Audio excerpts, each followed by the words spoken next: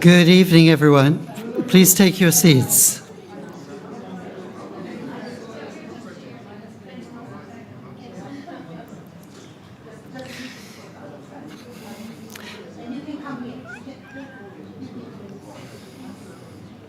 Good evening, everyone. So, Father Myung, who is one of the co-founders of Universal Peace Federation, is someone who has been very charismatic and very dynamic. And I know for some of us who are involved, even prior to the beginning of UPF, we understand a lot of the charisma and the dynamism that he exhibited, and to start from such small beginnings. If you'd have seen that whole video, you could have seen the little hut in the southernmost tip of South Korea when it was during the Korean War, when everything was very desperate and almost the Korean Peninsula was lost to the communist forces from the north. From that stage to leading this kind of worldwide movement, it's an incredible journey. And some of us got to meet him from time to time. And we'll be hearing from Reverend Dr. David Hanna, from Reverend Palmer, from Keith Best, and from others who have had different experiences during their lives with Father Myung. One thing I can say was when you were around him, there was a presence, a very deep and strong presence that infused everything. So you usually found that he could speak for many hours, but actually maybe the bones were a bit creaking, or especially when people were getting older. But there was an energy. People didn't need to sleep so much when they were around him. These things of starting so many initiatives simultaneously. So this plethora of organizations and institutions and different things that were happening. He's that kind of person who would keep many balls in the air at the same time. So he's also a person who didn't have time, and he always had a sense of not having time. So even his speech in Korean apparently was so quick and so cut many times because he wanted to say a lot very quickly. He was that kind of person. So we wanted to start with a video. The other video was kind of like for people who came early. But we wanted to start with one video, and then Reverend Dr. David Hanna has come to introduce. And throughout the evening, you'll get a picture of the man, and also the foundations upon which Universal Peace Federation was started, and the world tours that launched UPF. I think there was a series of 3 or 4 different world tours. Were very typical of his style. But you'll get a picture, I think, through the evening if you didn't experience so much before. But thank you. So if we could start with the next video. Thank you.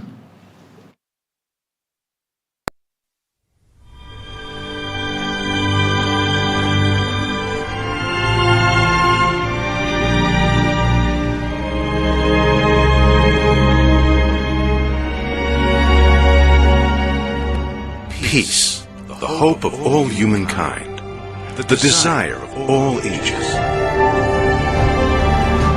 Despite the noble efforts of great people and a history of politics, treaties, and diplomacy, the ideal of peace remains a distant dream. Some have tried through military might, but can war ever be the instrument of true peace and security. Some seek it through barriers and walls, but peace is more than the absence of violence.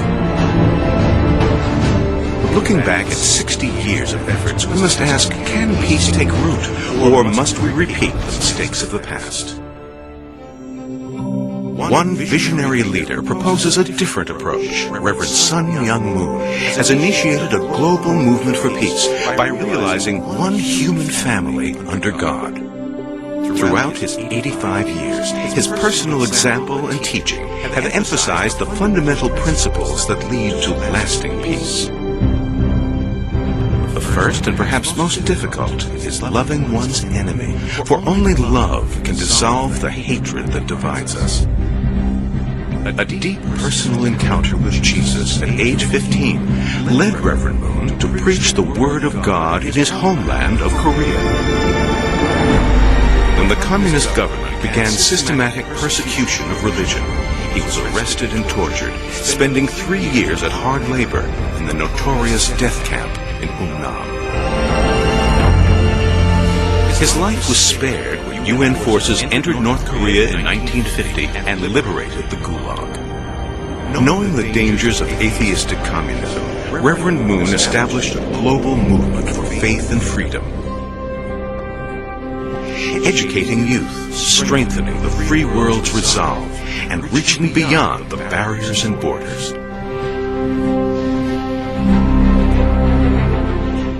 When the walls came down and the Cold War ended, he invested in the education and development of the former Soviet bloc. Finally, he returned to his homeland and embraced the very man who had sought to destroy him.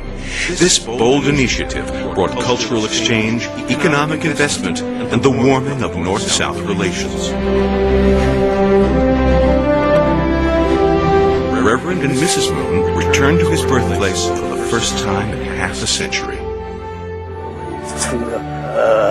여기다가 살면서 선생님 누나하고 동생 청자가 끊어지게 통화하는 거예요.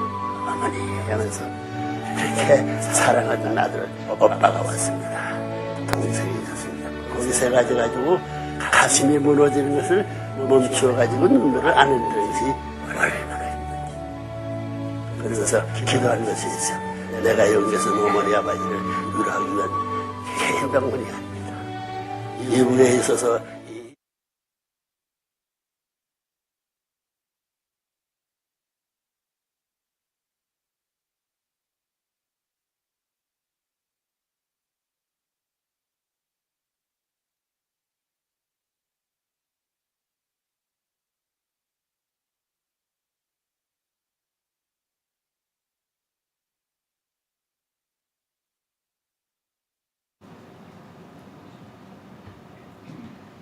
So, a technical glitch.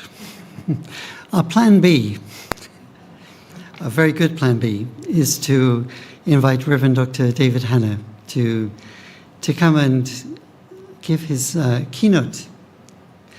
I remember last year he gave 6 iconic photos and talked about them. And I'm wondering this year what he will say.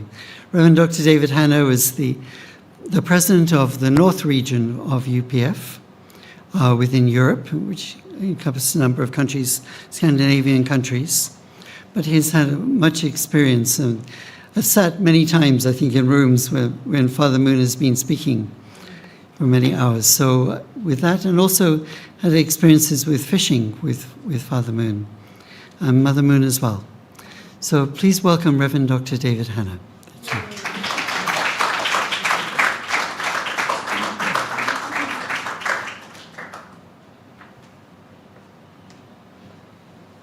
Thank you very much, Robin, and good evening, everybody. It's wonderful to see you. Yes, I was thinking about last year. I did a similar talk, and indeed, I want to cover some of the same thoughts and a similar vein of personal experiences just in the short time available to help fill in the kind of picture of Father Moon, who he was, and perhaps some smaller insights that will hopefully help. So let me draw up a few slides here for you. So I want to say good evening to all of you, especially ambassadors for peace, our good friends and colleagues in UPF, and also all those online. So we have a large contingent joining us tonight from around the country and elsewhere. So we include you in our thoughts and in our proceedings tonight. So thank you very much for joining. You know, I clearly remember myself where I was when I heard the news of Father Moon's passing, so 13 years ago. I was doing an MC role for an event in Beckenham Town Hall. And hearing that news, it was a kind of case of, you know, the show must go on. But to be honest, it's quite difficult to keep going with that news hitting one's heart very strongly. It was, in the end, rather surprising, because he often talked about living on to 100 and preparing for the latter years of his life. But in the end, of course, he lived a very good life and passed away at 92.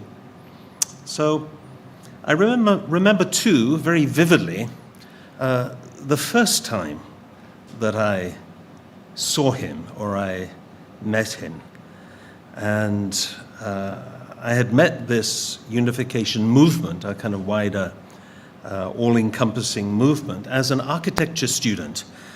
A few months earlier, that was in 1975, and I'd then, having heard Father Moon's teaching, I decided to take a break from studies and join what I suppose you could think of as an on-the-job training as a volunteer member of this new and, at that time, even already controversial movement. It was largely controversial because people like me, hopefully sensible young people, were ready to give up their studies and join this work.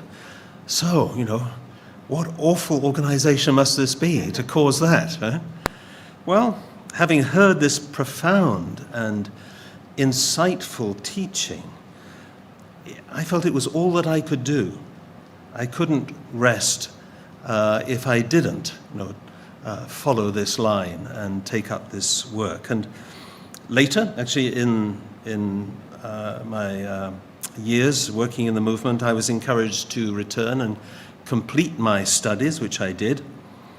This year, though, as a member of the movement, I have just passed my 50-year mark. Well,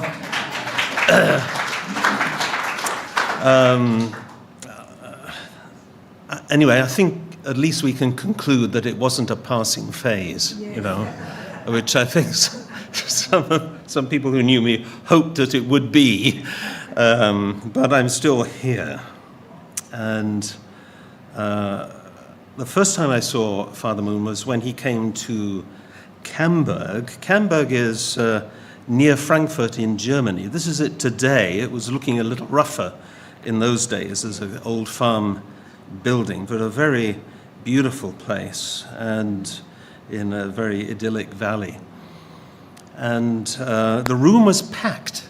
I would say between 1,000 and 2,000 people squeezed in this large barn, mostly sitting on the floor, and we'd been waiting many hours and come from all different European countries. And then through a small window at the end, I saw his car and several other cars pull up, and he was coming straight from the airport. And straight away, he walked through the door and onto the stage. And he stood at the microphone, and everybody went quiet, and he began to pray. And although his voice was very controlled, tears were streaming down his face. And even though I couldn't understand his words, he was speaking in his native Korean, immediately I could recognize I was in the presence of an extraordinary person so dedicated to his calling, so united in his mind and body. Every movement of his was so purposeful. It was fascinating to watch. So I think, actually, when you don't catch all of the words in translation, then you have more opportunity to watch, actually, and you can see how a person behaves. So he was so ready to give every ounce of energy for what he understood to be God's will for his life. And in that moment, very serious, so serious. And yet in the next hours, he was also joking and laughing and totally captivating the interest of every person in the room. He was like that. I just couldn't take my eyes off this person. UPF, of course, is, as we say, a non-confessional organization. I think that's one of its main strengths. But even though Father Moon clearly saw himself first and foremost as a religious leader, I would say, through his words and actions, he was one to embrace all faiths and all people of faith, and as well conscientious people of no particular faith.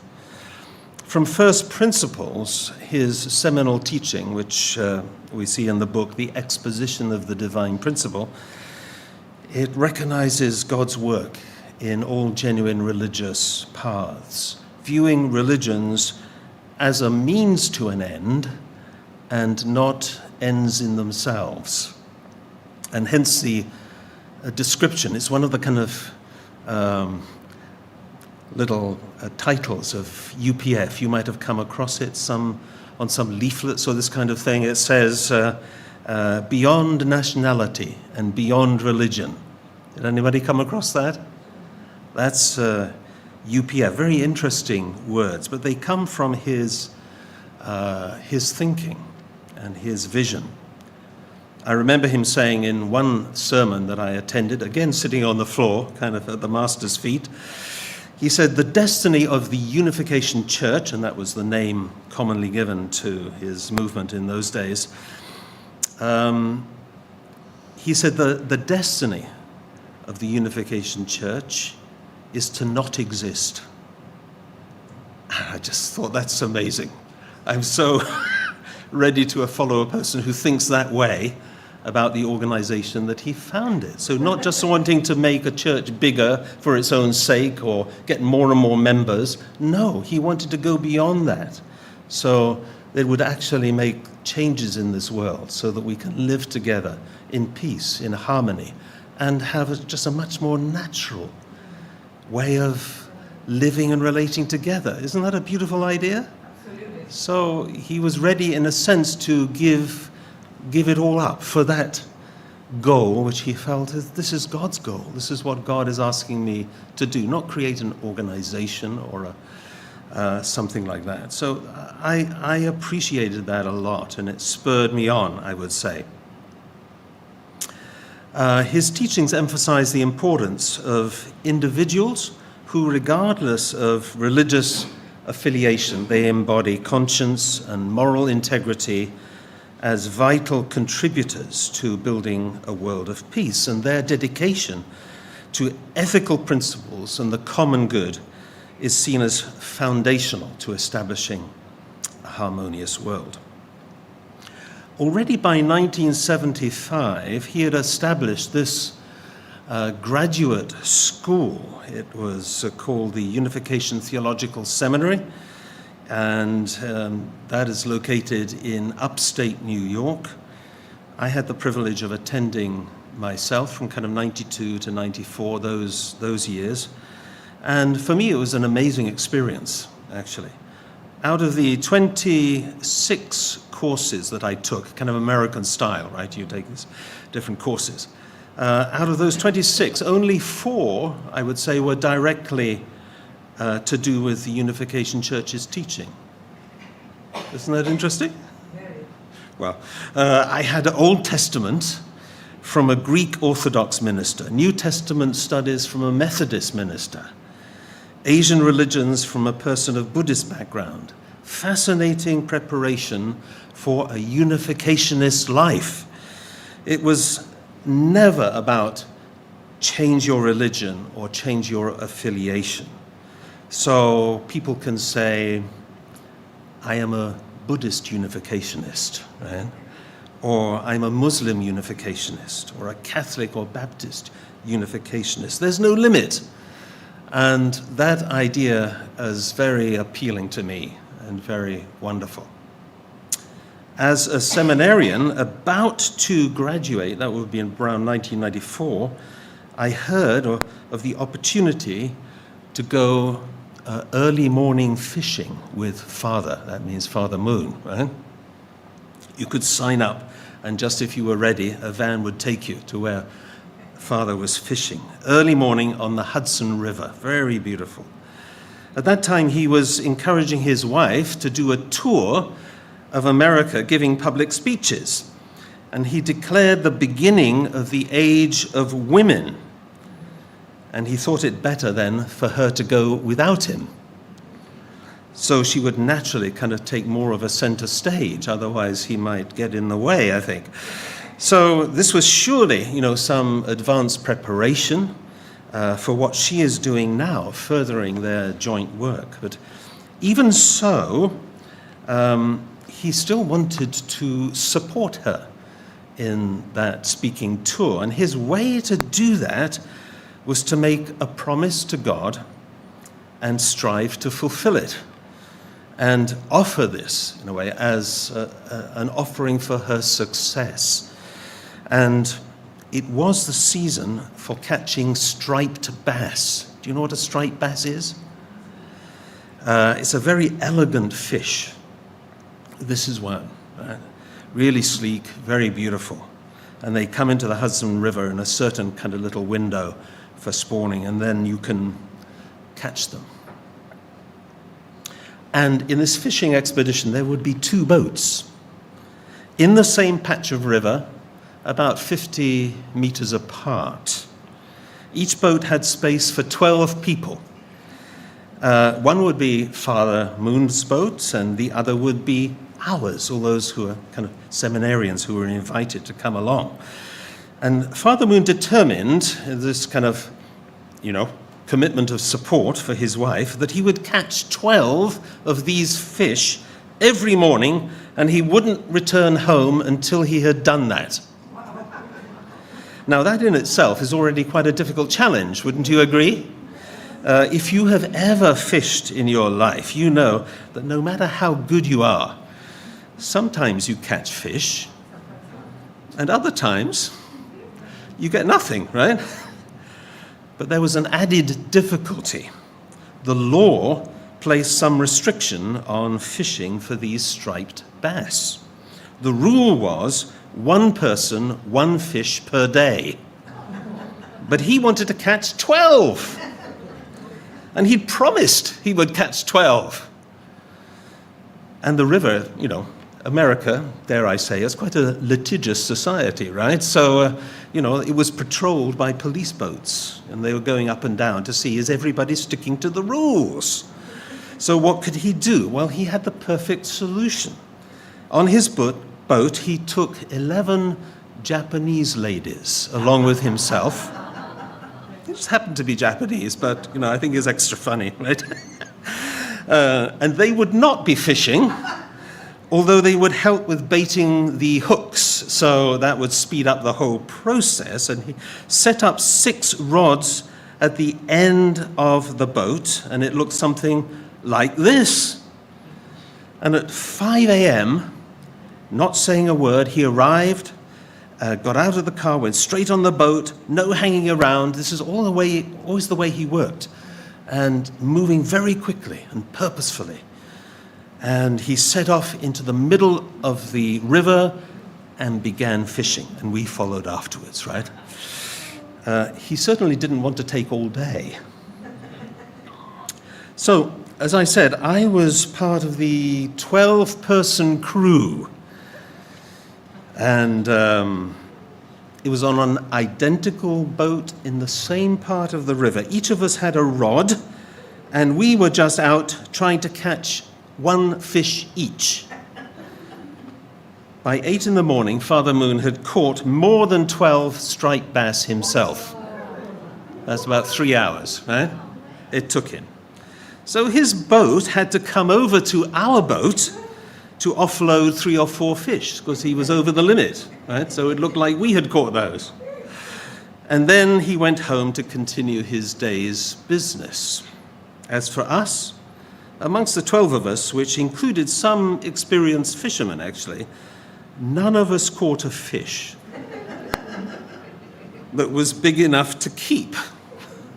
And we stayed out as the sun grew hotter and rose higher in the sky until midday.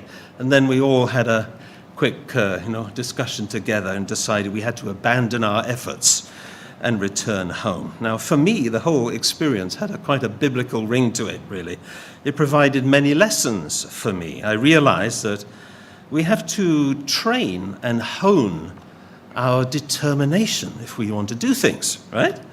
And fully focus on achieving a goal if that's what we set out to do.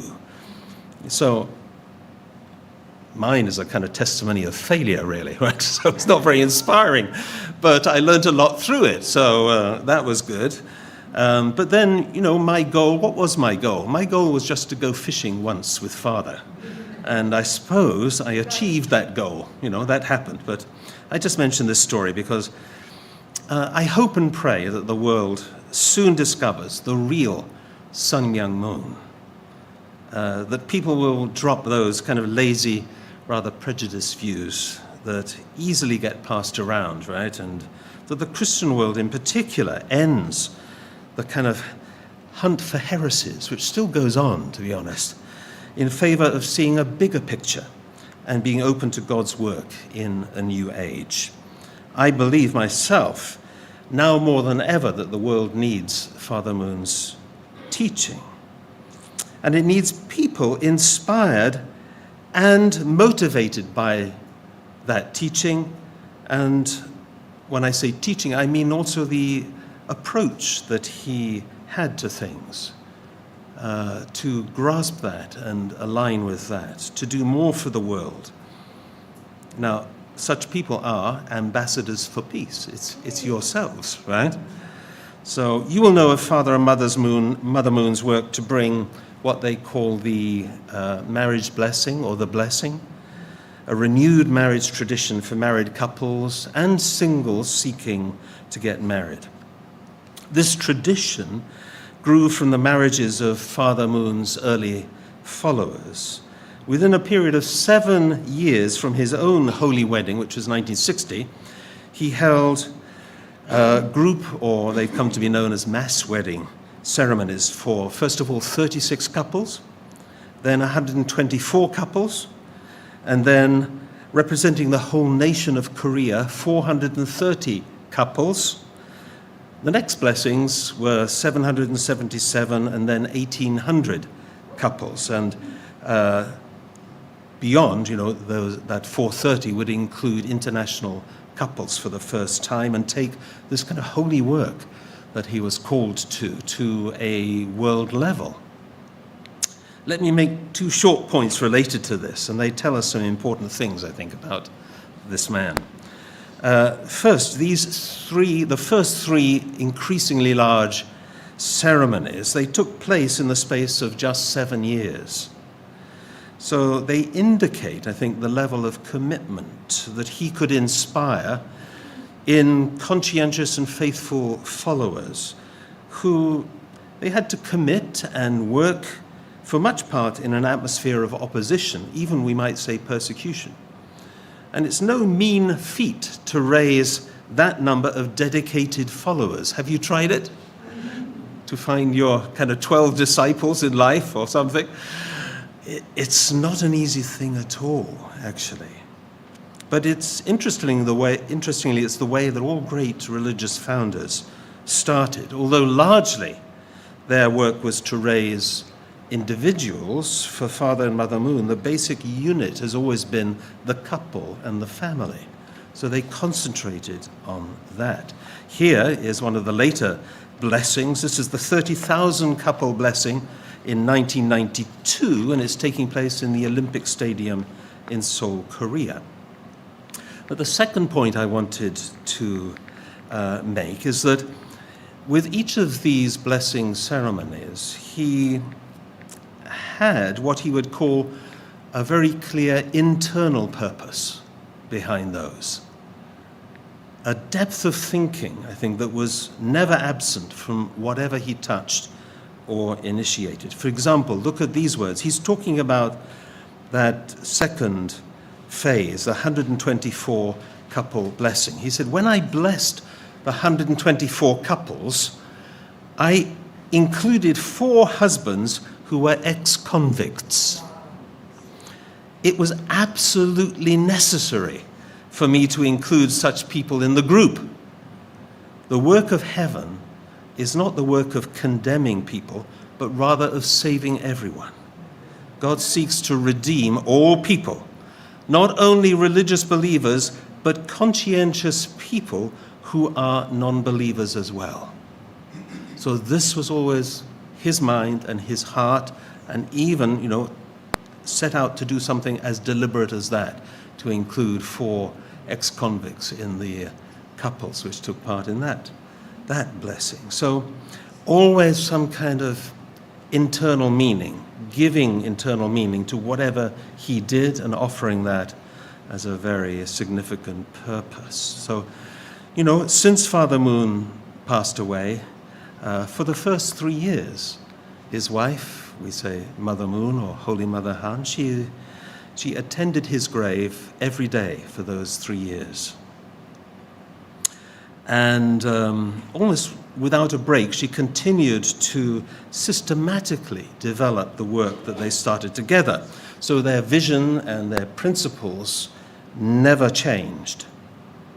They worked for Christian unity or unity within Christianity, and as well, not only that, but for respect and unity and cooperation between the faith traditions of the world. This was very dear to his heart, and as I said, really from first principles he set out to do this. He was fundamentally, I would say, a man of prayer, just as that time when I first saw him in Germany, a man who communed deeply with God, viewing God as his heavenly parent. And these words of his, I think, sum that up better than I could. He said, "It's not that I make an effort to love God, but that I cannot help loving him. I have been that way. I pray for things 1,000 years from now." So I'm so grateful to you all for honoring Father Moon's life and his works tonight, and for yourselves being part of his growing legacy. Thank you, and God bless you.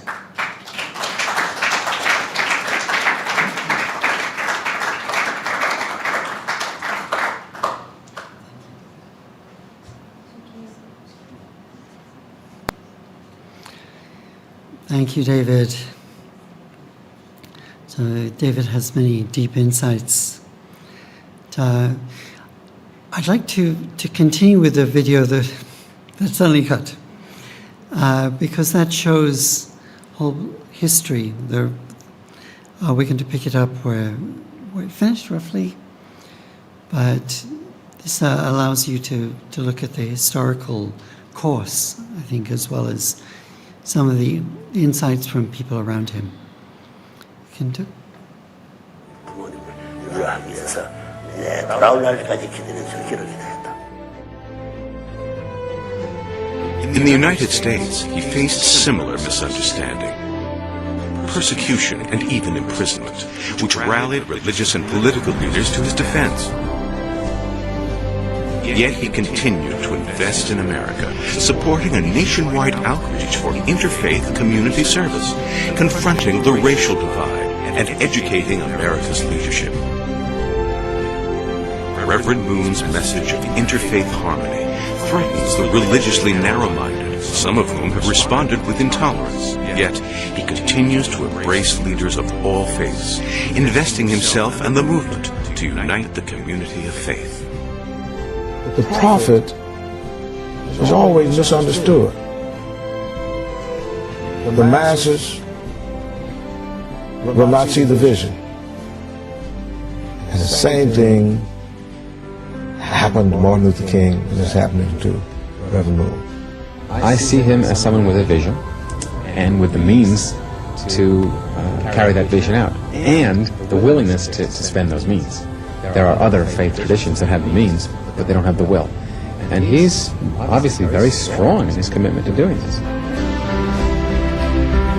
Another principle lived and taught by Reverend Moon is living for the sake of others.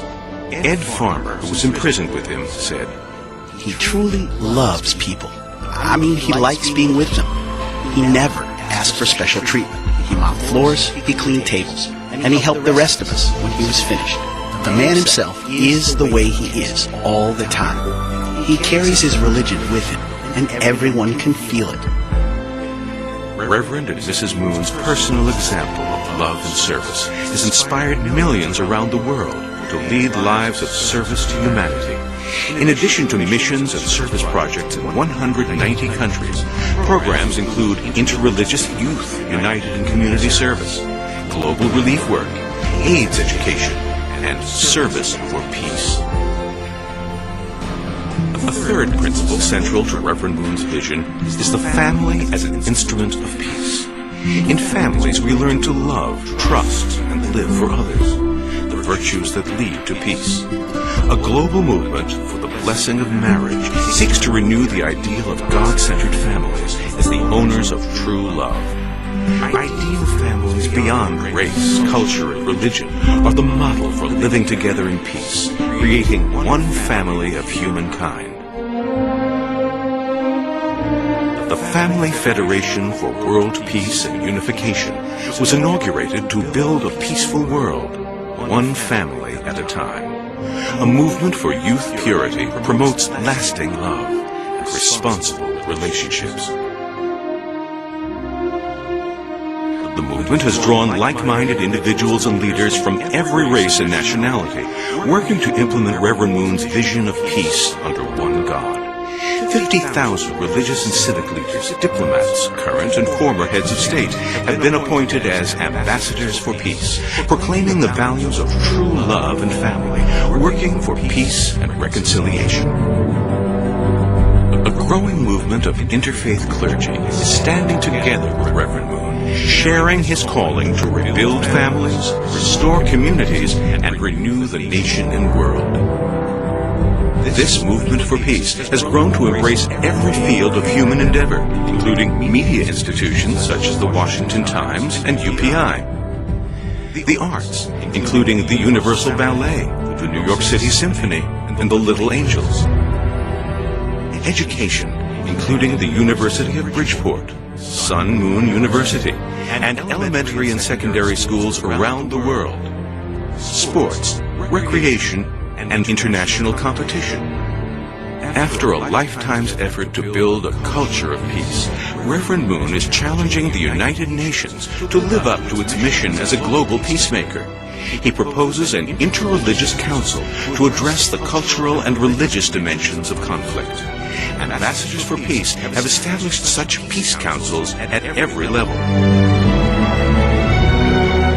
He brought thousands of these ambassadors to the Middle East, demonstrating the model of peace through interreligious reconciliation, uniting the children of Abraham in the midst of conflict. I could see the love that the Reverend Myung Moon, that he has for a Palestinian, is no different than the love that he has for a South or North Korean or any human being for that matter. Therefore, I admire the work of this great movement. Their efforts have established new dimensions of dialogue and cooperation amongst Jews, Muslims, and Christians alike. Reverend Moon teaches that peace in the world begins from peace in our homes and peace in our hearts. He strives not only for the sake of humanity, but for the liberation of God and the absolute sovereignty of goodness. A homeland where families live in love with God's blessing. It is time for humankind to beat our swords into plowshares. The World Peace King Bridge Tunnel is a proposal to link an international highway system across the Bering Strait between Russia and North America, connecting the world as a single community.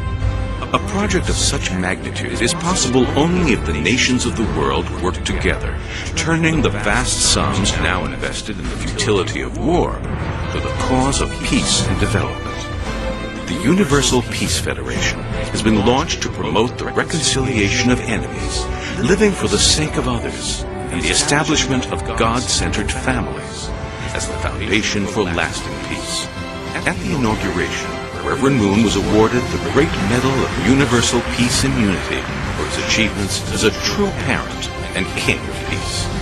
Now, at age 85, he has initiated a tour of 100 cities worldwide to proclaim the era of the Peace Kingdom. A man of peace, calling all of us to join together and usher in a world of lasting peace.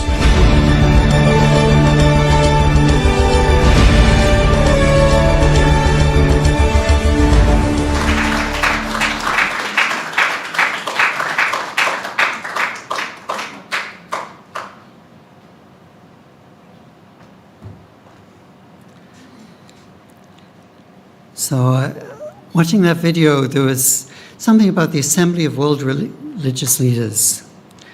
And Father Moon had a passion for bringing together religious leaders of all descriptions from all across the world. In 1985, I was invited to go to a conference, the Assembly of World Religions. And Father Moon, he had this idea that where sin was strong, then he had to go and he had to fight it. So we had 500 religious leaders go to McAfee, New Jersey, and it was the hotel of Hugh Hefner and the Playboy. So one time I lifted up a tablecloth and you could see the Playboy insignia on the table. There was 500 religious leaders there meeting, praying. Every breakfast, before breakfast, there were a series of prayer meetings of all different kinds of faiths. African, indigenous, Confucianist, Taoist, Hindu. As you go one room to another, you'd get a different flavor of the expression of devotion. But this was an amazing experience. Then these 500 would come together at some points in I think it was like a 5-day conference.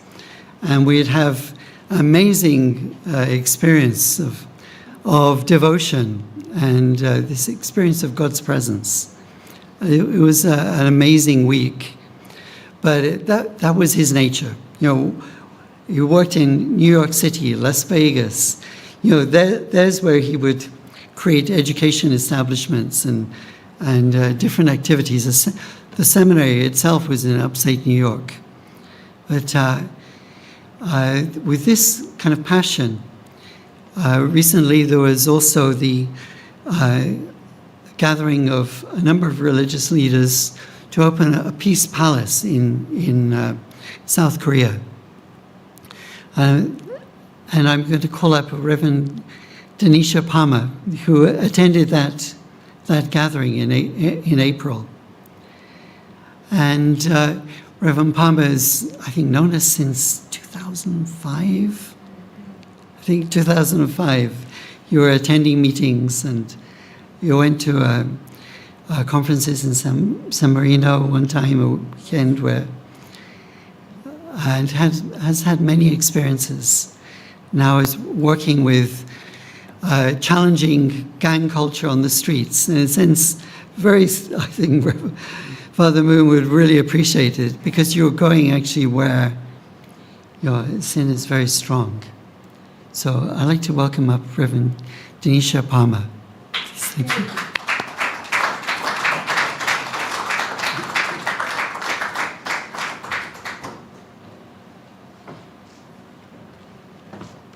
Good evening. had prepared something, but given that I have 5 minutes, I'm going to ad-lib this thing. I had a great privilege of attending the opening of I call it Heaven on Earth, in Korea, and it was an amazing experience. There was so much I took away from there, but what I took away was when we all stood up for Mother to come into the sanctum, and it was just a divine presence that lives on with me even to this time. It was an amazing experience to see people from various churches, various denominations, various religions, and just over the period of time, the fellowship and the unity, it really was heavenly. Today is a special occasion, and as you see, it's honoring the legacy of peace. And so I'm just going to take a few moments, because I've only been given a short time, to just say something that I'd planned for Father. So I say a good evening to you all, ladies and gentlemen, brothers and sisters in the family of peace, one family under God. It is indeed an honor and a delightful privilege to be here today, and a doubly joyous occasion to say a few words in respect of the Reverend son Myung, respectfully held as our beloved true Father Moon, co-founder of Universal Peace Federation, to which I have been so privileged to be elected as an ambassador since 2007. Today, as we are gathered here in this place, it's an awesome, auspicious occasion. We heard from the Reverend Dr. Hannah and from our minister about Sun Myung Moon.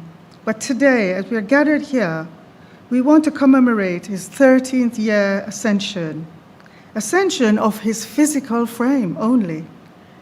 But may we hold dear in the highest esteem his memories that he shared with us, of his work and his vision.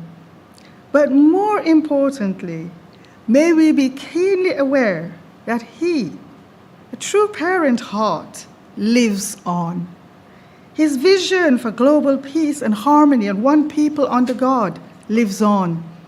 In the holy writings, in the book of Hebrews, chapter 11 and verse 4, confirms this. It says, through his faith, though he dies, he still lives.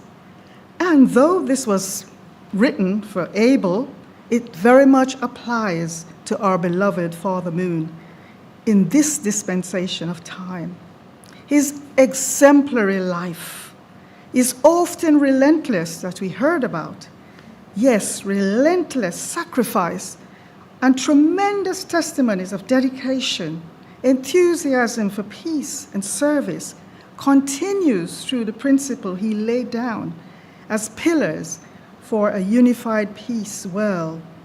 These continue, to teach us, to inspire us, to inform us, and to transform us, raising up, as we saw earlier, families, thousands of ambassadors for peace on a global scale. In this, I can say as I come to an end, he set a precedent for world peace, the possibility of the unification of Korea, a world of shared value where peace may be one day possible. Do we think so? Yes. In that, Father Moon lives.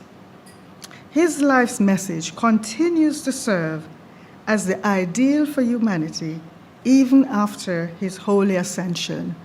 And it continues today through Mother Moon. And so, I definitely closing now, Robin. May I ask us to please continue to champion his heart and his voice.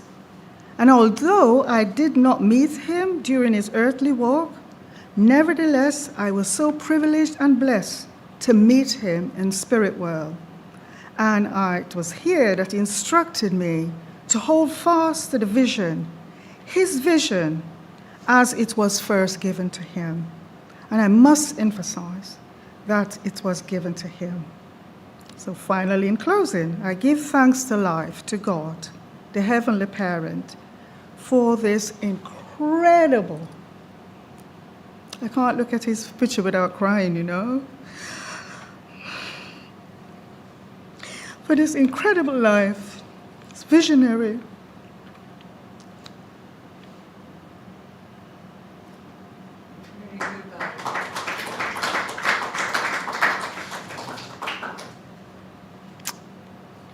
Amen.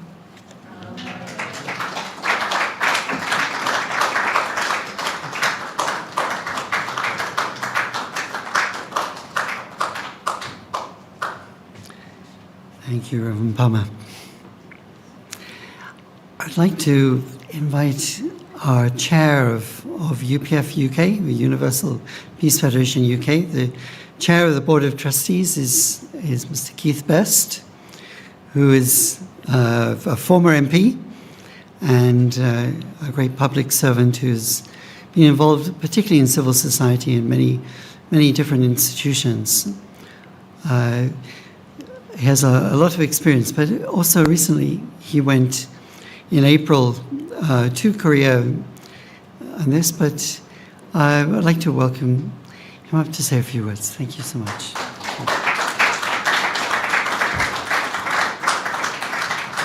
Well, Robin, dear friends, it's wonderful to be here on this occasion. You never, ever forget those people who are an inspiration to you in your life, and in some cases, like that of Dr. David Hanna, actually changed their lives. Many more decades than I care to recall, I can still remember the names of my teachers at school who actually inspired me to further learning, to have an adventuresome soul, to reach out, to travel, to find out about other cultures and religions and people, and to have that exploratory sense of trying to learn more all the time. And that came from school. Now, Reverend Moon was one such. He gave this massive inspiration with such a very simple message, but one that is so abiding and so necessary, particularly in this troubled world.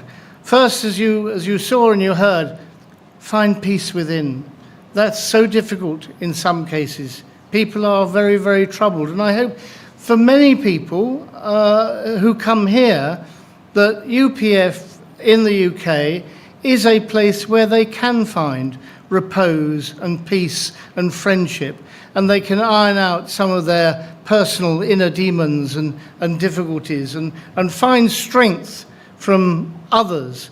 And you only have to look around the room and see that we may all be British citizens, but gosh, just look around and see the myriad representation we are. This is a mini United Nations. This is wonderful. We've got so many people from so many different backgrounds, religions, and cultures. So he started with that basic belief of finding inner peace. But then just think of the message. One family under God, one family. I mean, thousands upon years of conflict, warfare, of people discriminating against others because of their ethnicity or their culture or their background. To call that one family is not only something marvelous, but is also actually an enormous challenge for us all to actually try to live out that dream of having one human family under God. Now, a few days ago, I was speaking at a 2-day conference of Afghans who come over here, and there are now something like 100,000 or more Afghans who've actually settled in this country, so quite a powerful voice. But I made the mistake of asking the audience, how many here are fans of ABBA, my favourite pop group? And there were blank looks. Nobody knew what I was talking about. And the reason I mentioned ABBA was because of that wonderful song. People need love, people need freedom, people need trust in a fellow man, people need hope. I could, but it would soon clear the room, Margaret, so I won't. But that message of people wanting hope, people want loving, people want trust in a fellow man, is again a message that is so resonant about the troubled world in which we now live.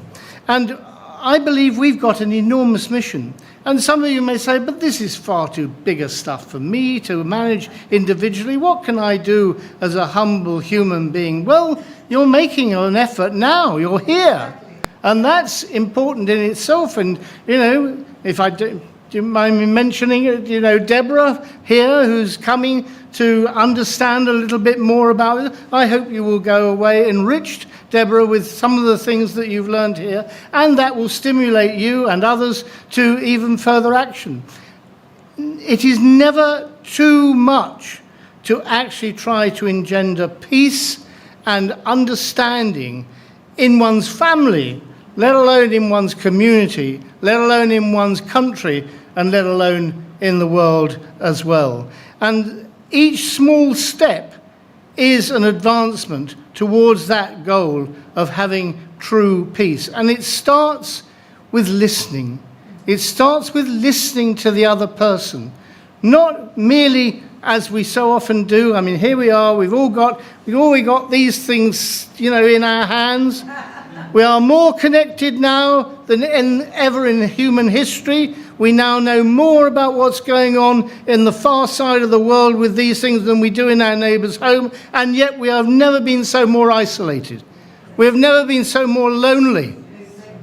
And maybe this is one of the reasons. But what we do now is we don't engage in dialogue, we engage in assertion. People assert things at each other, and you end up with the dialogue of the death, because nobody is actually trying to discern wherein may be a grain of truth or reality in the other person's argument. And it's only when you actually do that, it's only when you start to say, I'm not 100% right, there may be other views that I must accommodate, and listen to people and understand where they're coming from. It's only then that that true dialogue for peace begins. And I think that is something that the Universal Peace Federation teaches very, very well indeed.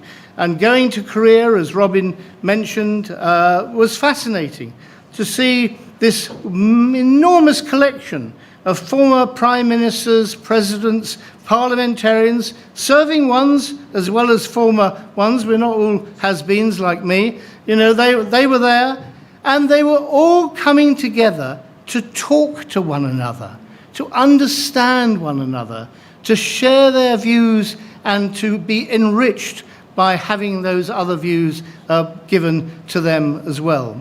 So I hope that as we've all been inspired, whether, and I only met him once, but whether by direct contact with Father Moon, or whether by the inspiration of his message that underpins the whole of the Universal Peace Federation, I hope that you will continue to be inspired by that message and do whatever you can. And I promise you, whatever it is, you may think it's too small, but it's not, because it's all part of that overall archment of where we are to try to actually bring peace to a very troubled world. Thank you very much.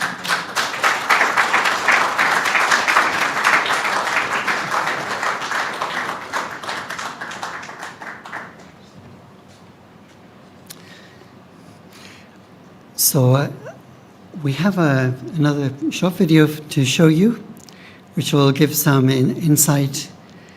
I hear some people in this room are actually on this video, so you will see. Is it ready to go?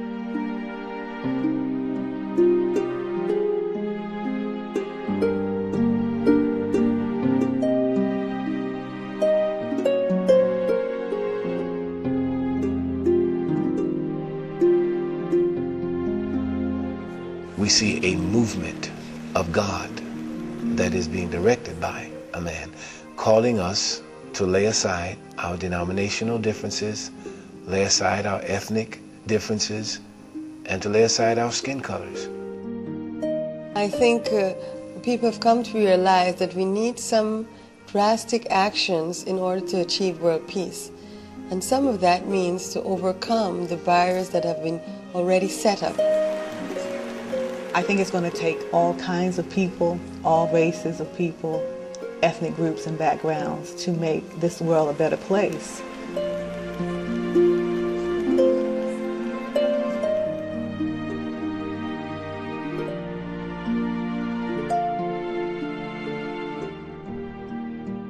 Culture of peace, the Federation for World Peace is propagating and advocating in a very organized fashion with an infrastructure. That is quite significant. I see a ray of hope that one day this world will be really a peaceful place.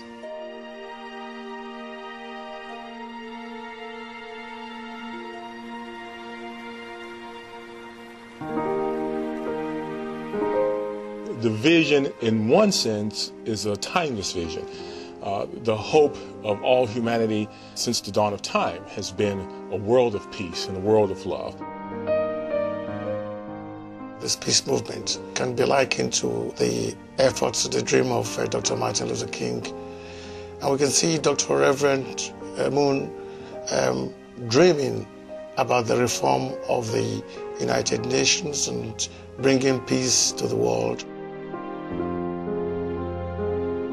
The Federation has been trying to bring people together, often facing disbelief. You know, how can you bring religious leaders together? They seem to be in their own camp and they don't want to talk to anybody else. But now, you know, after years of effort, we can see the fruits of that work. It is time that we dream. People talk about reforms in the United Nations. People say we need reformers. But people who have changed the world have not been reformers, but crusaders.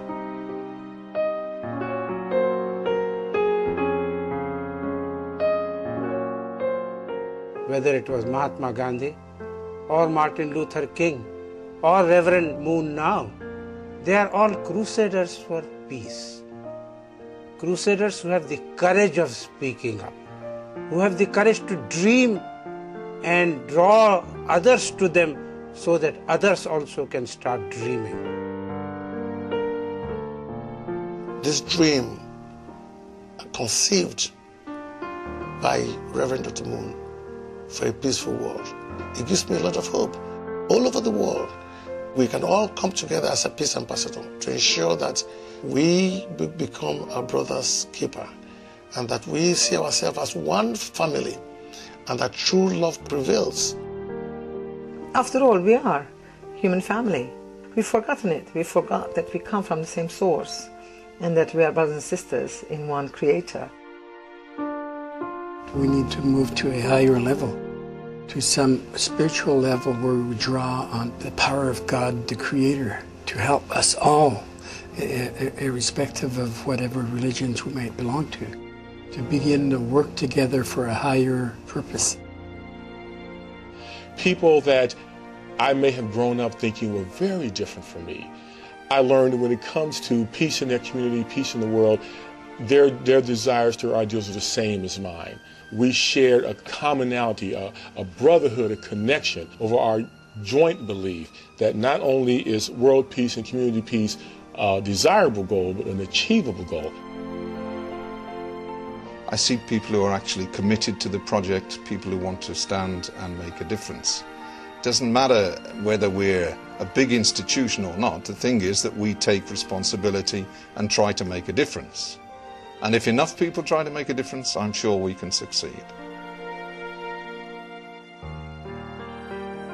I don't think many people know what the Reverend has done, how he puts things together, how he works behind the scenes to try to bring together people. What he's doing all around the world is phenomenal. You may call him a dreamer. But then let us all also become dreamers with him. He has lit a flame, and if we follow that flame and can get emotionally involved in it, then I think humanity would move forward. People who are a part of this vision of world peace sense that we are in some way being utilized by God. I believe that God has been, in a sense, sitting back, waiting in anguish for humanity to mature, for humanity to grow up and to realize that we have to cooperate with God in the kingdom building task. I'm sure all of us will inspire the others by the same way, same vision. I would try as much as possible to ensure that we spread the word, that we talk to leaders, that we make them understand that being in this unique position of responsibility, it means that they should serve humanity selflessly. And that's one of the things that I'm sensing, that there is that kind of commitment that Reverend Moon has modeled for us, has shown us, and now commissioned us to, in some sense, to go forth and do likewise.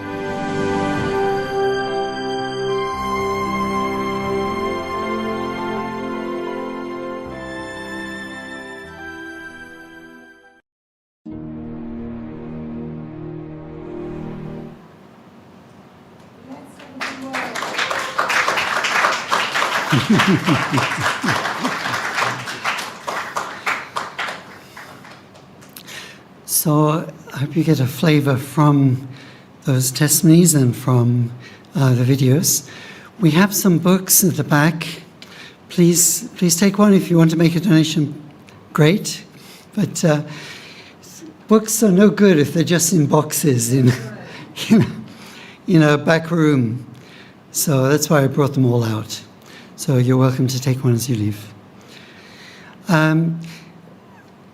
Wanted now to turn to a recent gathering of religious leaders.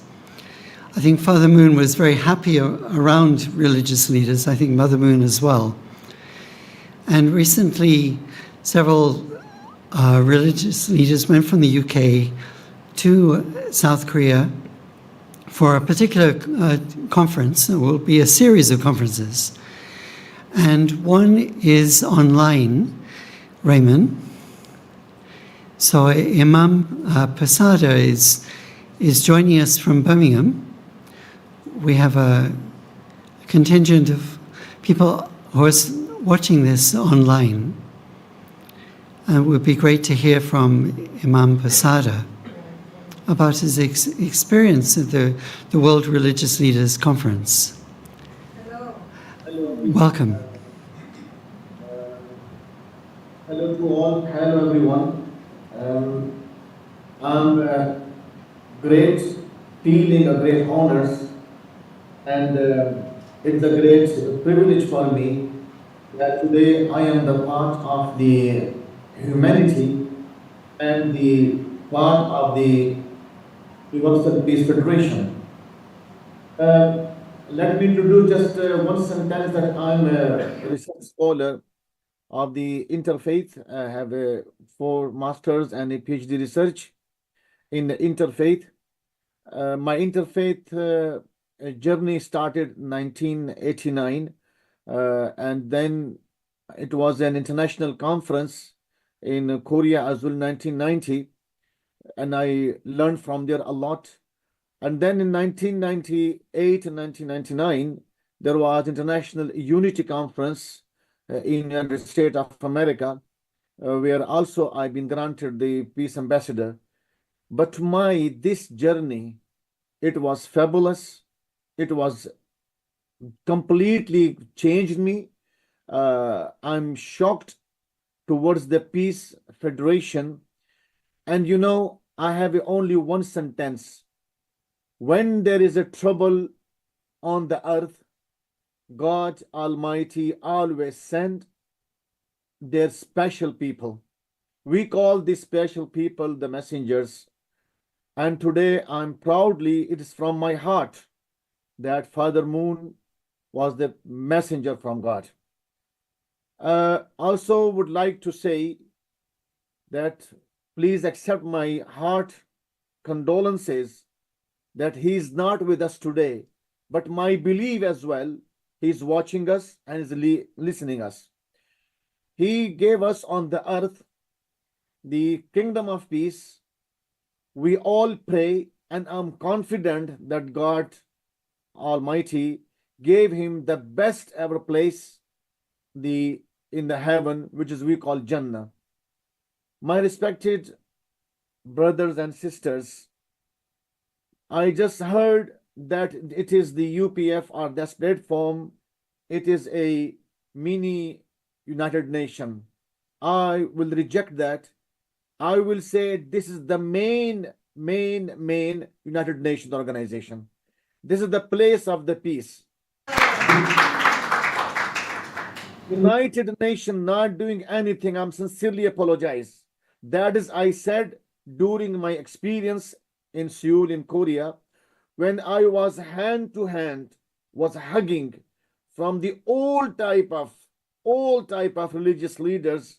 No one called me why I'm a Muslim. No one been called why you are Christian, why you are Jew, why you are Hindu, why you are Buddha. I swear to God, I gave the example when the people go to Mecca, Saudi Arabia, we feel in peace.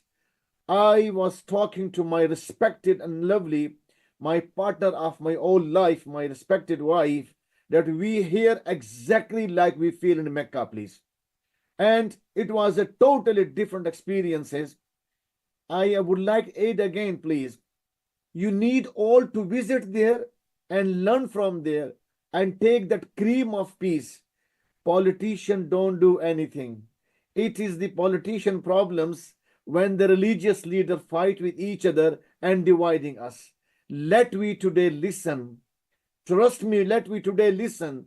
And also I tell you that a lot of information I got regarding Father Moon and our beloved Mother Moon. Let we all pray today, God give her a long life. Let he live for long life upon us, and we live under her shadow. But I compare, because this is my specialty, the comparative religion, and I compared the verses of the Quran and the verses of the Hadith, the saying of the Prophet. 90% was all exactly what Father Moon today giving to me, please. So I request all of you, let today reunite, let today be one, because in the end, our father was Adam and our mother was Eve. And let we today support this exactly only one clear peace organization, UPF, which is founded by our respected late Father Moon. I again congratulate, and I'm honored, honestly honored, being a Muslim by religion, but under the shadow and the umbrella of the Father Moon education and the Mother Moon today, this UPF. I'm proud today to be the part of all of you. Let we today support, please, this organization and this education. And it is not only, should be only the meetings, we listen from there and ignore from there. Let we take all this here and distribute and deliver to, please. The God Almighty say, Ballighu anni walau aya. Learn one word of peace and give to all. Let we today all, whatever our Father Moon deliver today, let we deliver to other, please, that we can get the peace. I congratulate again, and I also again pray to God, O Allah Almighty, O God Almighty, give the best place in the heaven as Father Moon granted us Kingdom of Heaven in Korea. Congratulations again. Thank you so much.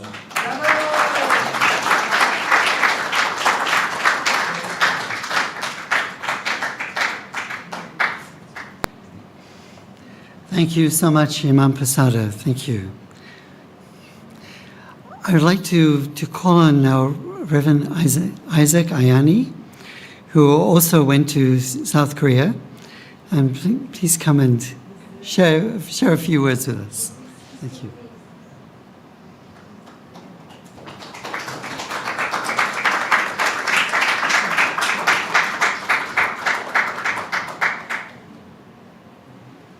Thank you very much. And I want to thank my leaders in United Kingdom who have appointed me to go to Korea on their behalf. Everything that brothers and sisters, ministers have said here, I join them, I confirm them. If you have not been there, you will not understand. But I join everything they have said. But when I get there, the Lord himself shocked me. It's not my first time. I was there last week. I think that's the 5th times that I will be in South Korea. But this time, it's different. I don't have much time. The last week of July, I was at Wolverhampton to preach in one of our branches there. As I was on the pulpit, something just overshadowed me. And I said, Donald Trump is my friend. Come and see how everybody was looking at me. I said it 2nd time. I said it 3rd time. Can I shock you, brothers and sisters? When I get to South Korea, the first person people are talking about is a private friend, advisor to Donald Trump. I went to him straight away. I said, do you know people have been gossiping about you? He said, I hope it's a good thing. I said, the Father, I come to you, it is good. And I told him what I said a few weeks later. So he's now saying to me that anytime you come to America, give me a call. You will see him. I derive something from Father Moon since I've made this mission. And it works for me. It works for me. As a Christian, as a pastor, I do not have anything that I'm chasing now. But when I get to South Korea this time, and I enter into the temple, I remember the word that Simeon said when Jesus was about to be dedicated. He said, Lord God, let your servant depart now that I've seen the Son of Glory. Mummies and daddies that are here, when I entered that temple, I said to the Lord, do not let me depart now, because I have a job to do. And that job is to go out to my Christian brothers, my Christian sisters, and tell them, we are in a different dispensation. It's a dispensation we must not just let it pass like that. We must know what is going on right now. And the only way you can know it, get involved with UPF, BCLC, Breaches, Clergy, Leadership Conference. Get involved with it. Learn this divine principle. When you learn this divine principle, it will escalate you. It will move you forward. The first thing I did is that I united my family, because we are on one side Muslim, on one side Christian. But by the grace of God today, I united all of them. This principle is a principle to bring peace and bring people together. And for those who hear me today, I pray you become a channel of peace in your own home, in your family, and in your own country. Thank you very much for listening to me. God bless you.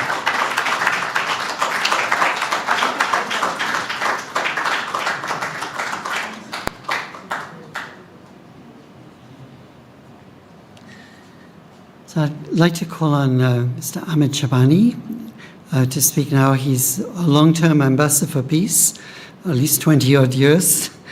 But also he's the founder of the Democratic Party of Libya.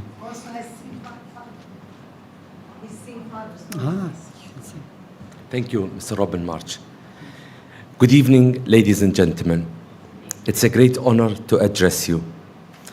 I can't get enough of this beautiful human mosaic.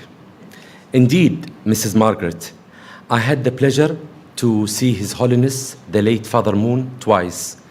I was lucky to receive a scholarship from Mr. Robin March to attend South Korea twice.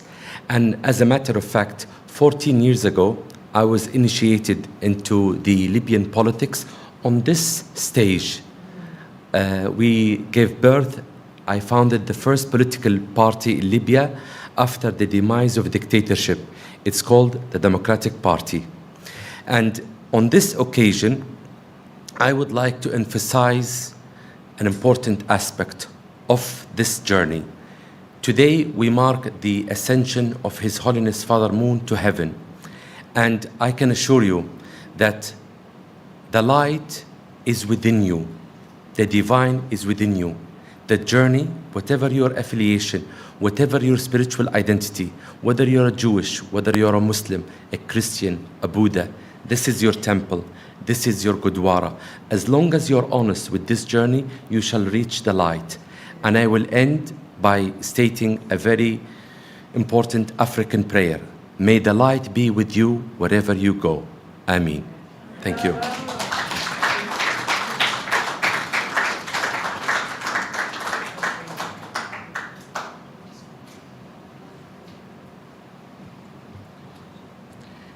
Thank you, Mr. Ahmed Shabani. Thank you so much.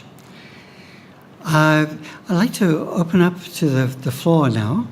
To the floor, I mean, it's not a nice way to say it, is it? To the audience, and also to the online audience, because there are a lot of people watching online.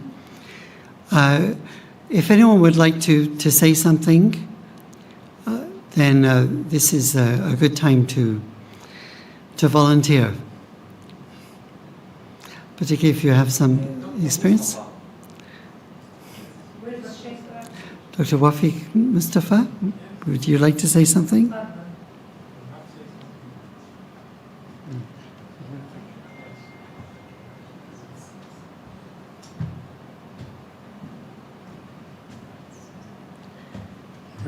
Good afternoon, everybody.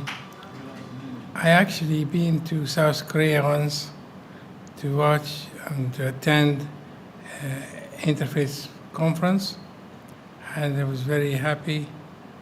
I met Father Moon. I think he's not the same one, but another person.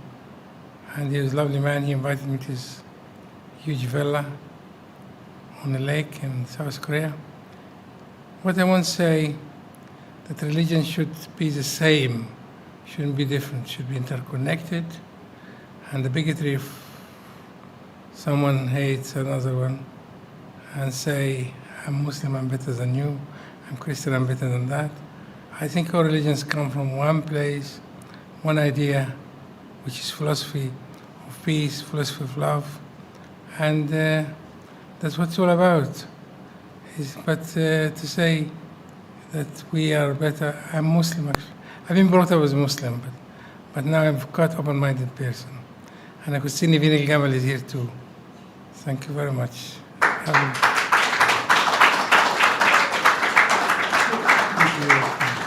you. Thank you. Thank you so much. Thank you.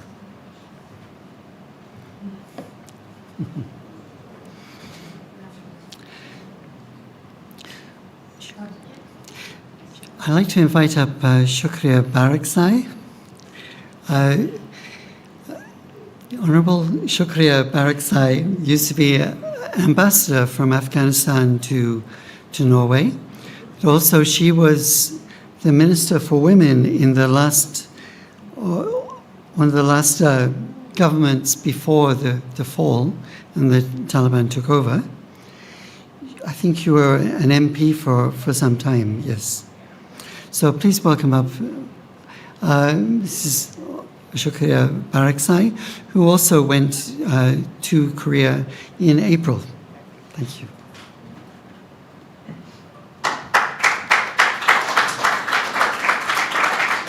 Good evening.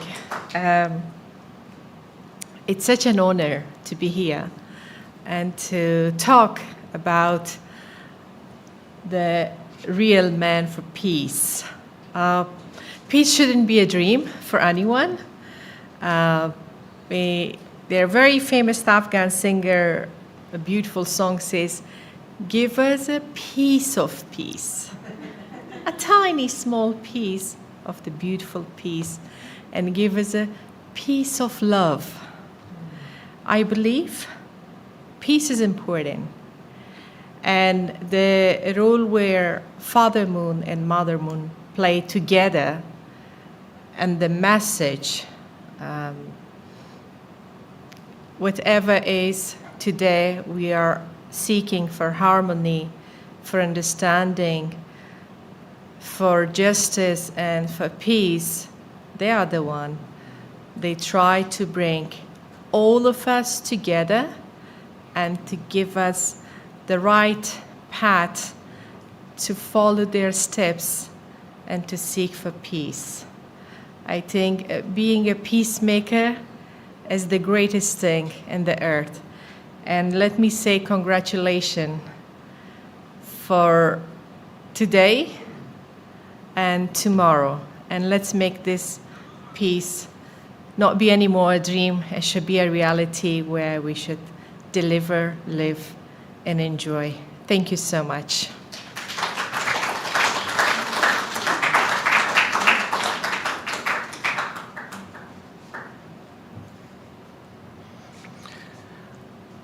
When Shukriya Baraksai says peace is important, it has a different quality because she knows when there's a lack of peace, what kind of life experience happens.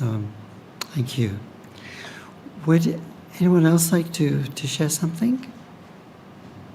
Fonty? Please welcome Fontini Gudella. Is that right? Thank you.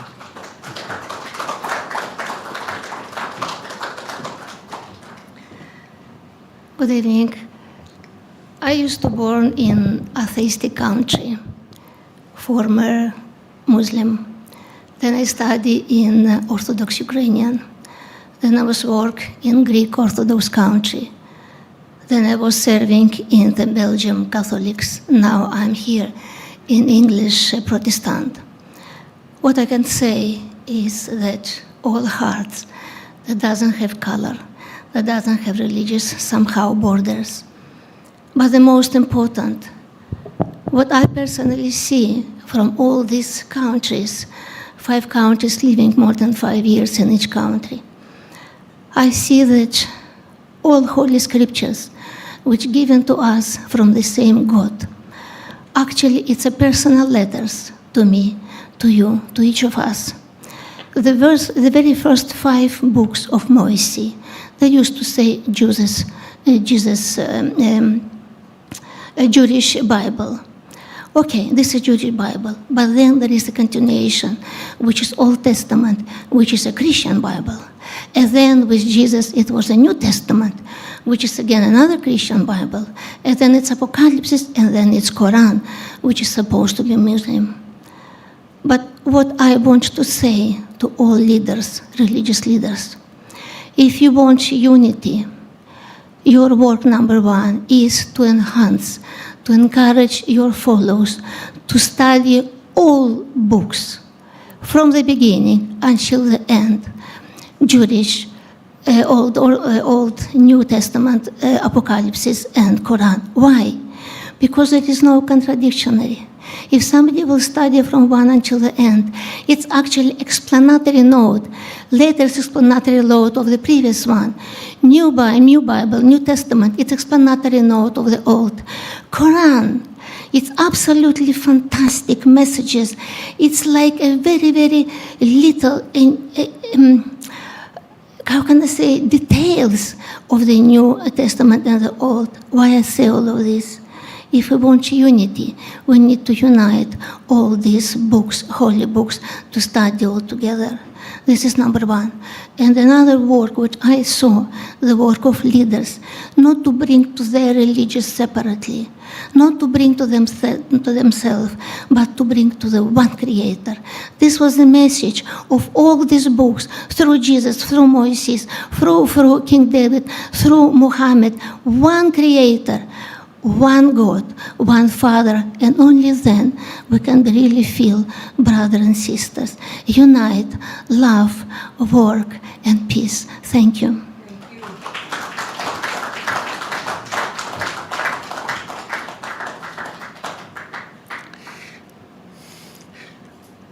I'm just going to have 3 more comments, but also, if you're online, please let us know if you want to say something. So next, I'd like to invite up our UPF-UK patron. This is, I'm sorry, I'm getting Duchess Niven of Elgamal.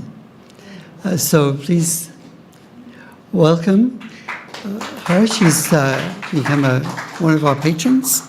And Ian Palm-Turner there is another of our patrons. Thank you. Thank you very much. This evening we come together in gratitude and remembrance of 2 extraordinary men. Father Sun Moon, whose 13th anniversary we mark, and Judge Frank Caprio, whose recent passing invite us to celebrate his life of justice and compassion. Father Moon devoted his life to the dream of peace, reminding us that true peace is not only the absence of conflict, but the presence of love that unite us as one human family under God.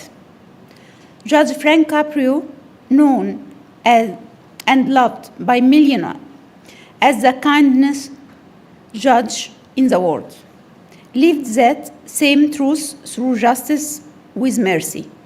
In his courtroom, he showed the world that compassion is the highest form of law.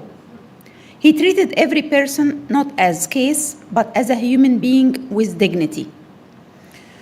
Though their calling were different, one as a spiritual leader, the other as a judge, their legacy meets in the same place, a vision of a better world built on fairness, compassion, and love. Tonight, as we honor Father Moon's vision and Judge Caprio's example, let us not only remember, but also resolve to live their values of service, kindness, and peace. May Father Moon call for unity and Judge Caprio's example for justice with mercy continue to guide us. Their lives remind us that leadership is not power, but love in action. Thank you.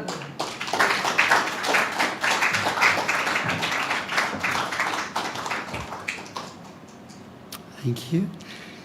So we need to honor the legacy of peace of many people.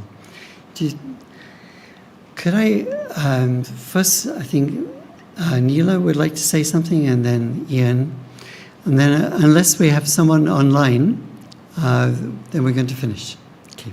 So Neela, so sorry, I can't pronounce your Tamil name. I can't pronounce. Maybe you'll have to say it. But Neela is a campaigner for the Elam Tamils, and please come and share your.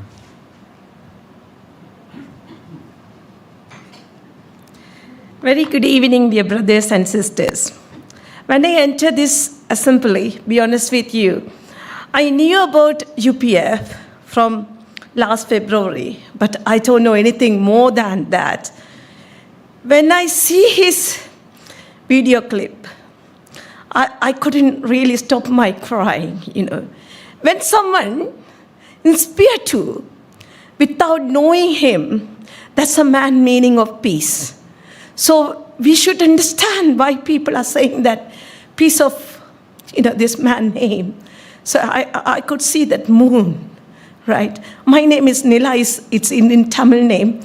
When you translate in English, it's moon, the same meaning. So I'm sorry I couldn't say something more than that, because he started his journey or dream from 1972. He worked for that. So his aim only for the peace. Once you decide something, if you are working continuously, you can able to achieve that. Which I mean it, I believe it, I trust it. And whenever I came to UPF, I could see the people, they always welcoming us. They always with patience and introduce us as a big platform. I came from all the way from Sri Lanka, which is in Elam Tamil.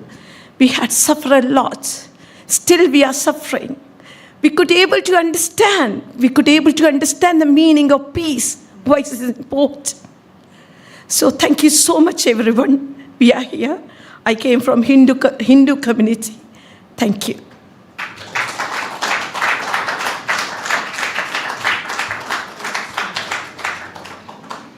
In Korean history, there is a Tamil princess who came came to Korea and became a princess in Korea.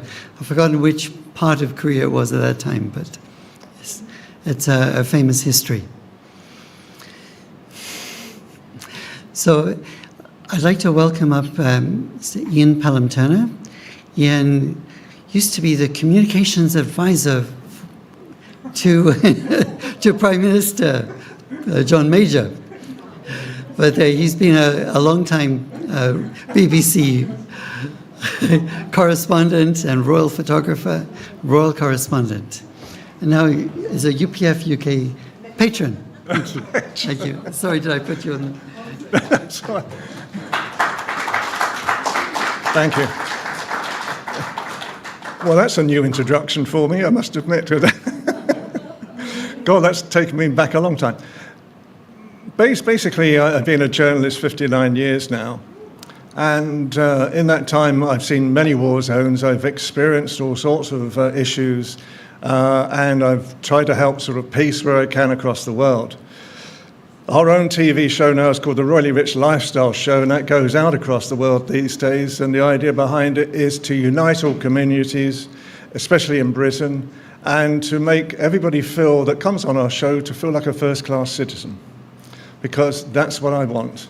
I think that's one of the main issues of creating peace in the first place, is if everybody feels respected, happy, and wanted, that will create the best future for everyone at the same time. And recently, I was delving into, I did an AI, and I said, how do you create peace? How do you create peace? And so this AI started talking back to me. Why do you want to know about this? What on earth do you want to know about peace for? You know, I mean, you want to know about the royal family? Yes, because I do the royal family. You want to know about politics? Yes, I do politics. And eventually, after there's a lot of discussion with goodness knows who I was talking to, but you know, it seemed to actually resonate with everybody at the same time.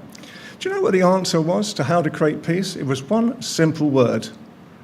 It was communication. That was the answer. That was the AI answer to create peace. And I thought, well, okay, that's interesting. You know, so obviously that's what I do for a living. I'm a communicator at the same time. And I think it's very important. You know, people ask me, why do I still go into war zones? Why do I still sort of do the things that I do? Because I think it's important. You know, I'm 74 years old now. As you can see, I can't run past bullets anymore, but, you know, sometimes I might be able to. And I'll just give you one sort of very quick occasion that I was asked in 2023, 2024 to go to Lebanon and to create Peace Television, a new Peace TV station in Lebanon.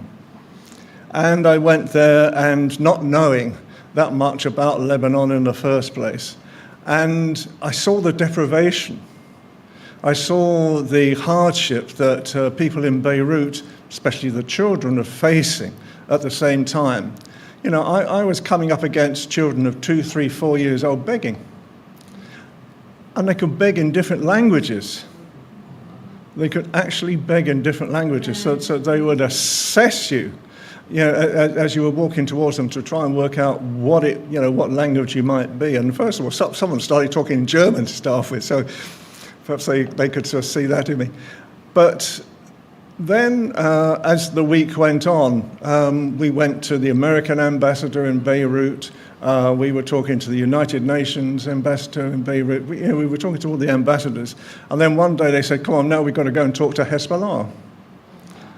And so the next stage, I jump into this fortified wagon, and all of a sudden this military consul come, and they are Hezbollah. And so they take me into their terrain itself as well. And we finally came to this area that basically the way that really they work is that they work in these small cities, really, that's how I can describe it. But there were 20,000 people in probably about a 5-6 mile radius. I mean, it's a huge amount of people that they pack in to these areas. And so we were offered lunch. So we go to this house, and I go to this house, and the first thing that I notice, there's 30 people living in this house. And on the walls, instead of having paintings, there were bullets. And they had different bullets for different occasions, and I'm thinking, this is the most weirdest place to sort of come to. But the biggest thing of the lot was that there was this huge trestle table about the whole length of this stage, and it was groaning with food, absolutely groaning with food. And so we started eating. Then I discovered that those 30 people hadn't eaten for 3 days in order to put the food on the table. That for me is peace. That for me is understanding. That for me is the values that people actually do in these days, just to communicate, just to show, do not be afraid of us at the same time. And my lasting memory, and this always gets to my heart as well, was that I was talking to this 14-year-old girl, and she was learning English. And so she was trying her English out of me as well at the same time. And I sort of said to her, I said, what would you like to do in life? And she said, I want to become an airline pilot. And I looked into her eyes, and that face haunts me, because I hope she's still alive. I hope she is still alive, 2 or 3 years later, because what is going on in this world at the moment, not only in the world, but in Britain as well, UPF is a very good communication method of actually bringing communities together. And that's one of the major reasons why I support UPF and the major way that I do myself. And what we try to do now, and you can all, as Robin knows, quite a few of you have appeared in the TV show as well, and it's gradually getting a bigger and bigger audience at the same time. So for me, the reason why I come to meetings like this, it gives me hope. It gives me hope in a world where sometimes, as a journalist, I don't see hope anymore. All I see is prejudice and issues that we're facing ourselves. And when I come to meetings like this is the type of meeting that really sort of should be filmed and seen right across the world constantly, because we are the people who can create peace in the future. Thank you.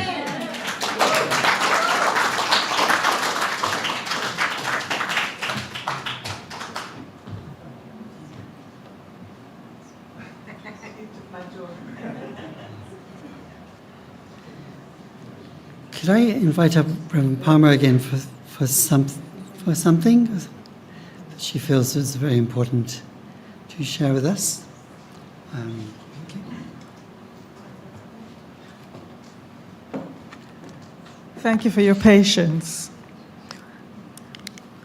I'm using this occasion to do something that I'm sure represents all of us, and it is to recognize and to appreciate the work that the delightful, faithful, beautiful, incredibly selfless, caring, and peace-loving Sister Margaret has been to us, the ambassadors for peace, as well as Robin Marsh and our dear beloved Reverend Hannah. But you know, she's the woman who looks after us, and I just really want to say thank you so much to Margaret. Is that our heart? Thank you. So, Margaret, could you please come here?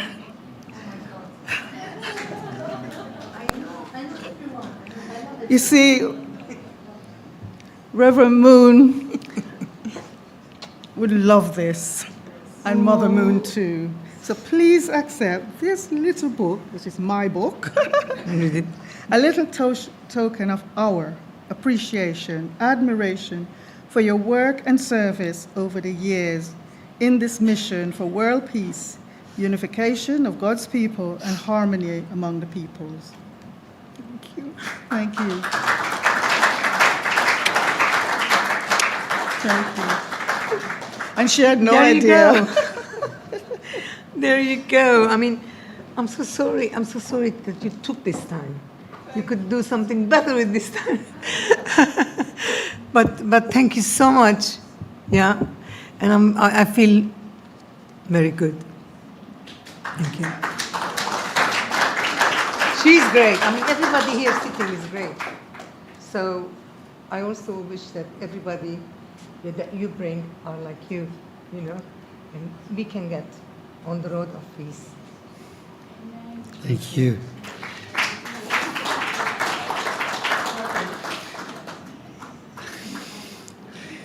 So, okay. I have one thing to announce, and then I'm going to invite up Susanna as the last speaker. So on October 4th, we have a seminar, like a one-day seminar on the principles of peace. And this is looking at different ways to build peace. Of course, communication is really important. Love is really important. But Reverend Dr. David Hanna, he's going to be presenting a set of principles of peace, which are, in a sense, very broad and embracing of many faith backgrounds. I mean, it can, in a sense, we've been teaching this, I think every quarter we do this one-day seminar, but it's on Saturday, October 4th, from about 11 o'clock to 5 o'clock. So you're all welcome. So our final speaker then is Councillor Susanna Fajana-Thomas. Please correct me if I say it wrong, but you've been a councillor, I heard today actually, for 17 years, which is incredible public service, and you're an OBE. So please give her a warm round of applause. Thanks very much. Good evening, everyone. It's a privilege to be here, to be invited up here to say a few words. And what I want to say is to reiterate something Keith mentioned about us as individuals, that we can contribute to peace in the world. It is important when us as individuals, when we have peace in our heart, we can spread that to our family, and from our family to the community and to the wider society. As Robin mentioned, I'm a councillor and my cabinet portfolio area includes policing, crime reduction, and all the other bits. So I'm exposed to police and a lot of crime that happen, in particular the serious crime, young people stabbing themselves. Recently, a young 18-year-old, he committed that offense when he was 17. Now 18 was recently sentenced at the Old Bailey. And when you look at the cause that made him stab his friend, according to him, he assaulted his girlfriend. So can you imagine one young person lost their life and the other one will spend a substantial time in prison? If in where they come from. No, this is not about blame or parenting to our people. If as individual, if that I believe, if that young person, in a way, the peace has reigned in their family or at home, or is being taught about peace and spreading peace, I don't think the next thing for him to do when one of his friends insulted his girlfriend would be to take a knife and stab that individual. So it's just, that is my message tonight. Please let us as individuals, let us have that, create that peace in our heart, spread it in our family and into the community. And on that note, I want to, actually it's my anniversary this year. It will be my 10th anniversary of being a UPF Peace Ambassador. I became an ambassador back in 2015. So it's been a privilege, and I just want to take this opportunity to thank you for all you do, and to Sister Margaret to say thank you for all the work you do. I know in the last few years I've not been very committed, but from afar I appreciate the work you were doing. And please, as we leave here tonight, let's take peace in our heart. Thank you. Now you have the peace carriage. Thank you. All people today, after we meet again. Could I just,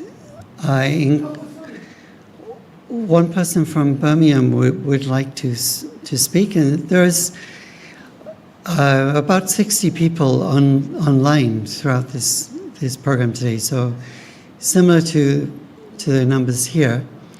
So please, could we have that person?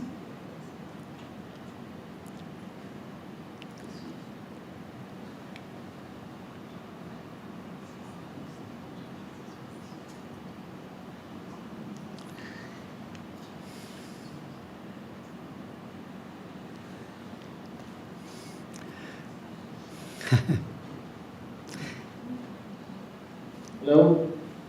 I request all of you, I urge you, when there is a garden and you see the flowers, unless you will not touch it, you will not smell it, you will not understand the quality. If there is a garden and you got the grapes, until you will not go and eat it, you will not have the quality. So I request all of you, I urge you, let make delegations, let visit please to Seoul, let go the kingdom of heaven, kingdom on this earth, the peace kingdom. And when you go there, because I saw there during the pray, when everybody was Muslim, all religions, when they were praying, tears in the eyes, internally they were feeling the peace. I request all of you, make delegations, let we all go there. We are spending billions of money every year on different places, on different occasions, for the holidays, to spend the time. Why not spend for the life? One, please go there for few days and let me spend the time there.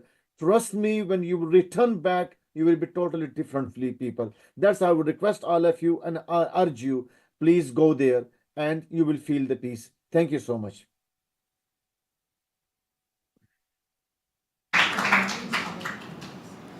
Sorry, so Janelle? Oh, okay. Very short. I'm sorry. Good evening, everyone.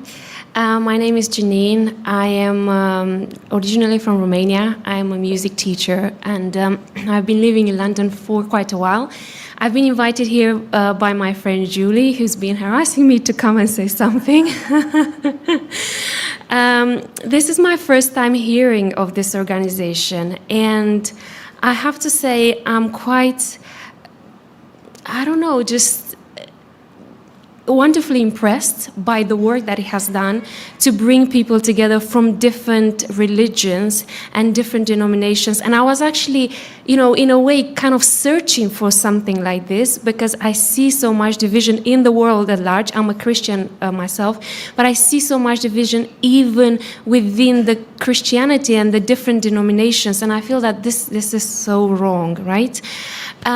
So I really appreciate the work that this organization is doing.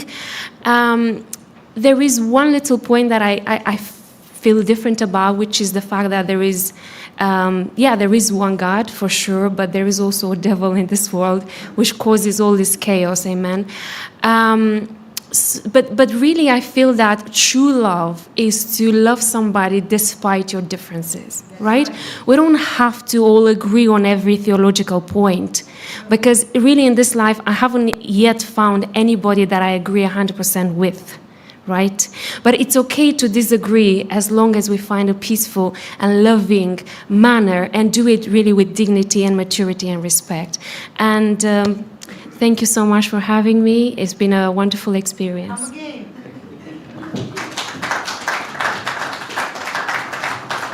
So we're going to finish now, but I know Amit wants to give flowers to someone, but after that, then if everyone can come forward for a group photo, then we'll finish. Thank you very much. Thank you. Thank you very much. I would like to show a token of goodwill to my sister Margaret. Please come along to receive this. And I chose these sunflowers because she omits light. Recently, I have performed a very important interfaith conference here entitled The Healing Power of Water. And I intend to do a second one. It will be entitled The Healing Power of Light. I will plan this with Mr. Robin March, and he will email you on the date. And Margaret is the sunshine of this institution. Thank you. I don't know if they think that they're not going to see me again. But I'm still here. Thank you very much. Thank you so much. Thank this you. is my brother. He can do anything. He's naughty sometimes, but I always forgive him. If he's kind always, it's so good. Yeah, thank you very much. Look at that flower.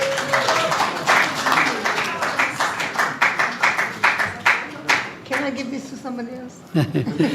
Thank you very much, everyone. There are books in the back. Please take one. Give a donation if you can. October 4th will be Principles of Peace seminar here. And last Tuesday of the month, usually we do something here. So I think we'll be commemorating the International Day of Peace on the last Tuesday of September. Also, there's a 100-day campaign of the United Nations up to the International Day of Peace. We've been participating in that, particularly by proclamating many statements on different conflict issues. So if you can, please support the UN's 100-day campaign until the International Day of Peace. Thank you very much. Please come up for a group photo. Thank you.